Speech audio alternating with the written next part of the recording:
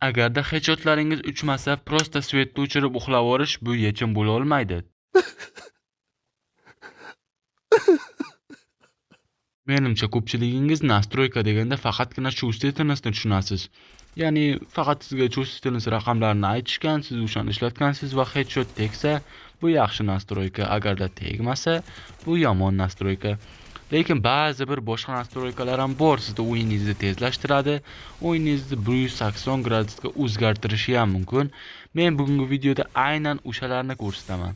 Demak, men King Fireman va biz bugun Free Fire'ni telefonga moslashtirish videosini boshladik. Meni fikrimcha, siz Instagram yoki TikTok ko'rib o'tirganda chotka o'ynaydigan biron bir blogerni ko'rib qolgansiz va o'shandan biror marta bo'lsa ham nastroyka so'ragan bo'lishingiz mumkin.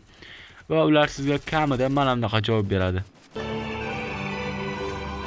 Pulini to'lab qo'y. Nima? Shaxsan men o'zimni pulimga umuman nastroyka olmayman.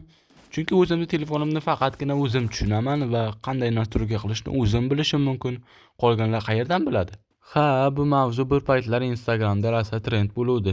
Ya'ni hamma nastroyka sotadi, qolgan o'yinchilar esa nastroyka sotib olsam pro igrok bo'lib ketaman deb o'ylaydi.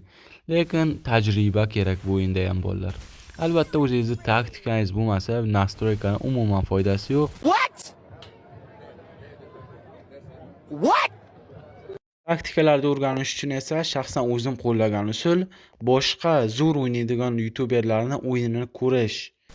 O'zim birinchi Free Fire boshlagan paytlarim rosa zo'r o'ynaydigan youtuberlarni o'yinlarini ko'rib o'tirardim va biroz bo'lsa ham bu narsa menga yordam bergan.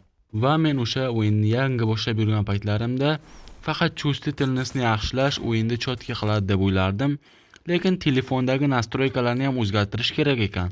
Keling, men sizga telefondagi qaysi nastroykalarni o'zgartirish o'yinni chotka qilishini ko'rsataman. Masalan, birinchisi skorost ukazatelya. Bu narsa ancha foydali. Sizda boshida mana shunaqa taxminan o'rta aralashda turgan bo'ladi. Siz buni oxirigacha to'ldirib bistriga qo'yib qo'yishingiz kerak.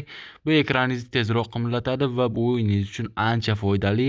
Ko'pchilik DPI ni o'zgartirish o'yinda ancha zo'r qiladi deb ishonadi, lekin men bunga unchalik ishonmayman. Nomersi bor keyin ustiga 3-4 marta bosganingizdan keyin telefoningizni parolini so'raydi va terganingizdan keyin pastda для разработчиков degan joy ochiladi. Bu yerda pastroqqa sursalaring DPI ni o'zgartirishlaring mumkin. Lekin o'zgartirish unaqa darajada foydali emas, chunki men sinab ko'rganman. O'zgartirgandan keyin agarda aytaylik sizlarda 400 bo'ladigan bo'lsa 500-600 ga qo'ysalaring, ekranlaring kichkina bo'lib qoladi, ya'ni yozuvlar maydalashib ketadi, lekin o'yinga kirgandan keyin ekran juda ham tez ishlashni boshlaydi. Endi esa o'yin ichidagi nastroykalarga o'tamiz. O'yin ichida biz uchun kerakli bo'lgan narsa bu kontrolda defaultga qo'yib qo'yish kerak. Agarda o'zi defaultda turadi, lekin agarda siz o'ynab buzib qo'ygan bo'lsangiz defaultda turishi kerak. Nima uchunligini birozdan keyin ko'rsataman. Qolgan nastroykalar esa xuddi menikidek bo'laveradi, yokida o'zgartirsalaring ham o'yinga umuman foydasi yo'q. Endi esa stenkani avtomatik qo'yiladigan qilish kerak. Bu yerda Global Smart Throw'ni on qilib qo'yasizlar, ya'ni prosta shu stenkani bossalaring avtomatik ravishda qo'yiladi. Bu ham o'yinni tezroq qilishga foydali. Yugurishni ham avtomatik qilib qo'ysangiz, bu ham o'yiningizni tezlashtiradi. Endi displeyga o'tadigan bo'lsak, bu yerda grafikani smoothga qo'yib qo'ygan yaxshi, ya'ni light grafikaga, lekin FPS ni ko'tarib qo'yamiz. FPS bo'lgani ancha headshot uchun foydali, lekin grafikani headshotga umuman foydasi yo'q. Unda nima uchun grafikani lightga qo'yish kerak deb so'rasalaring, любой telefon endi yozda любой sizni telefoningiz chotka bo'lsa ham baribir qizib ketadi.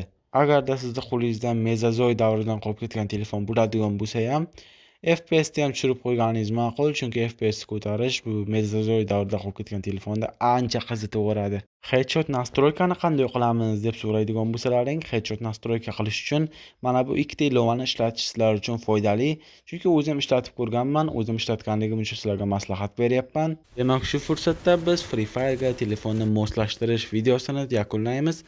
Agarda sizlarga video foydali bo'lgan bo'lsa, albatta videoga like bosib, kanalga obuna bo'lib qo'ying. Va kelasi video qanday bo'lsin, agarda sizlarga qiziq bo'ladigan bo'lsa, to'g'ri nastroyka qilish haqida ham video joylayman. Demak, siz King Fire kanalida bo'ldingiz. Barchangizga sog'lik va omonlik tilagan holda bugungi videoni yakunlaymiz.